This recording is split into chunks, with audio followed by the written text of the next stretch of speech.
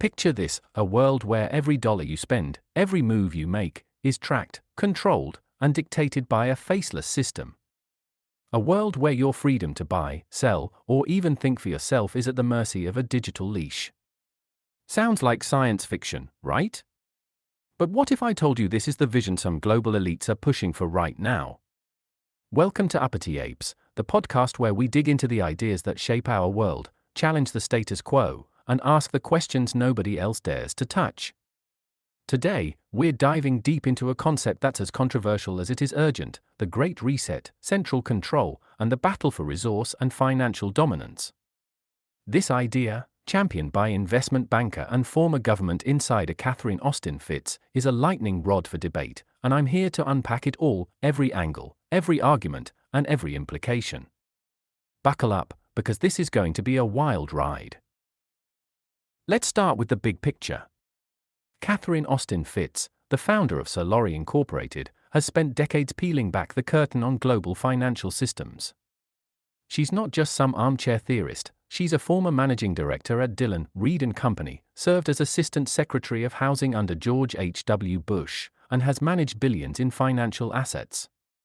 When she talks about money and power, people listen. Her central thesis?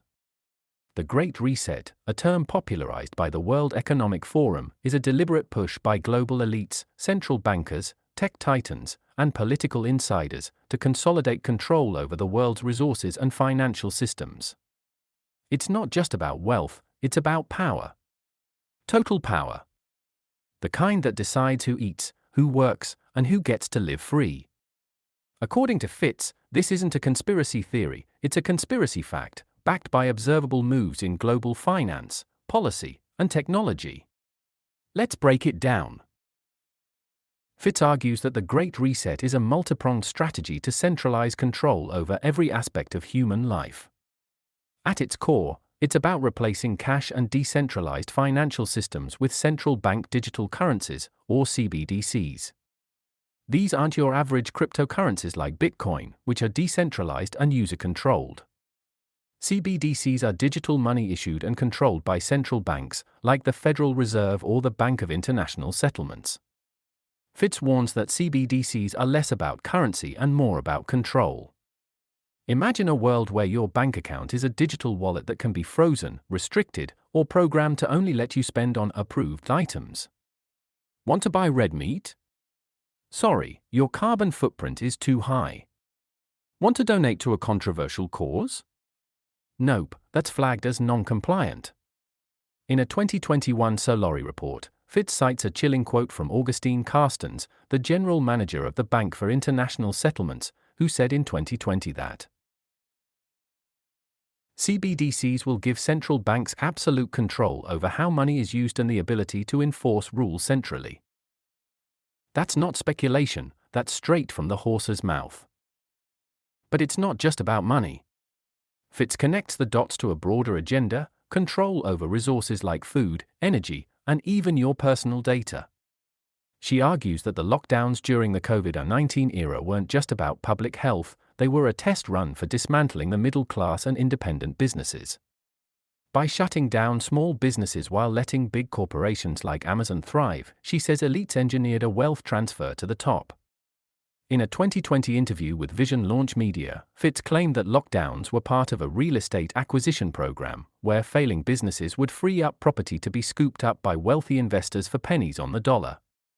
She calls this a financial coup d'etat, a deliberate move to make people more dependent on government handouts and corporate systems, paving the way for a digital control grid. Fitts also ties this to what she calls the Great Poisoning. In posts on X and her Solori report, she's argued that everything from vaccines to processed foods is part of a broader effort to weaken populations physically and mentally, making them easier to control. The idea is that a sick, distracted populace won't resist the rollout of things like digital IDs or universal basic income tied to compliance. She points to the World Economic Forum's Klaus Schwab, who co-authored COVID-19, The Great Reset, as a key figure pushing this vision. In her 2020 Solori report review of Schwab's book, Fitts critiques its soft sell of a technocratic future, arguing it glosses over the risks of transhumanism and centralized control while presenting itself as a solution to global problems like climate change. Now, let's zoom out and look at why this matters. Fitz believes the stakes couldn't be higher. It's a battle between freedom and slavery. In a 2022 interview with Greg Hunter's USA Watchdog, she described the push for CBDCs as part of a global coup to create a lawless criminal control syndicate where central bankers operate above national laws. She argues that the combination of digital currencies, vaccine passports, and biometric IDs could lock humanity into a system where dissent is impossible. Think China's social credit system on steroids, your every move scored, tracked, and judged. Fitz says the ultimate goal is to disconnect people from their spiritual and economic sovereignty, luring them into what she calls hyper-materialism, where faith and community are replaced by dependence on the system. So, what's the evidence? Fitz points to the numbers. In a 2017 report with economist Mark Skidmore, she claimed to have uncovered $21 trillion in unauthorized spending by the U.S. Department of Defense and HUD between 1998 and 2015. That's $1 trillion with a T, more than the entire US GDP at the time. She argues this missing money funds covert operations, from black budget military projects to the infrastructure of this control grid. Her work at Hamilton Securities in the 1990s, where she developed software to map financial flows, allegedly revealed fraud in government-backed mortgage securities, which she says led to her being targeted by HUD and the DOJ. Though investigations into her firm found no wrongdoing, Fitz claims the harassment was retaliation for exposing systemic corruption. On the flip side, let's play devil's advocate. Critics of Fitz's ideas argue she's weaving a narrative that's heavy on speculation and light on hard proof. The Great Reset, as outlined by the World Economic Forum, is publicly framed as a response to global challenges like climate change, inequality, and technological disruption. Schwab's book doesn't mention digital control grids or population control. It talks about stakeholder capitalism and sustainable development. Critics say Fitz is reading sinister motives into what could just be clumsy attempts at global cooperation. After all, central banks have been exploring digital currencies for years, not to enslave anyone, but to modernize aging financial systems. The Federal Reserve's own reports on CBDCs emphasize efficiency, faster transactions, and financial inclusion for the unbanked, not dystopian control. Then there's the issue of her evidence. The $21 trillion in her missing money sounds staggering, but critics point out that government accounting is notoriously messy. A 2018 report from the Government Accountability Office explained that much of this missing money is due to poor record keeping, not secret slush funds. Double-counted transactions, outdated systems, and bureaucratic inefficiencies can make budgets look like they're hemorrhaging cash when they're not. Fitz critics argue she's taking these gaps and spinning them into a grand conspiracy without concrete evidence of where the money went. Her claims about lockdowns as a real estate grab also raise eyebrows. While it's true that small businesses suffered, correlation doesn't equal causation. Economic downturns always hit the little guy hardest. That's not proof of a coordinated plot. There's also the question of tone. Fitz's rhetoric, calling things the Great Poisoning or a slavery system, can sound hyperbolic, even alarmist. To skeptics, this risks alienating people who might otherwise take her seriously. Her background gives her credibility, but some argue she's drifted into fringe territory, especially with claims about vaccines and mind control. In a 2020 Solari report, she suggested that certain injections made people feel disconnected from God, citing a UK clinical trial participant. That's a bold claim, and without peer-reviewed studies or hard data, it's easy to dismiss as speculative. Critics say she's connecting dots that don't necessarily form a picture, relying on anecdotal stories rather than rigorous analysis. But let's not throw the baby out with the bathwater. Even if you disagree with Fitz's more extreme claims, there's something undeniably compelling about her core argument: power is consolidating, and technology is enabling it in ways we've never seen before. Take CBDCs. Even mainstream economists admit they could give governments unprecedented oversight over transactions. A 2021 report from the Atlantic Council noted that CBDCs could allow authorities to monitor and restrict financial activity in real time, raising privacy concerns.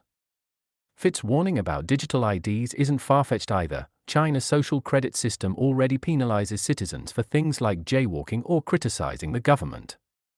And while the $21 trillion might not be funding a secret space base, the Pentagon's inability to pass an audit for decades is a real issue.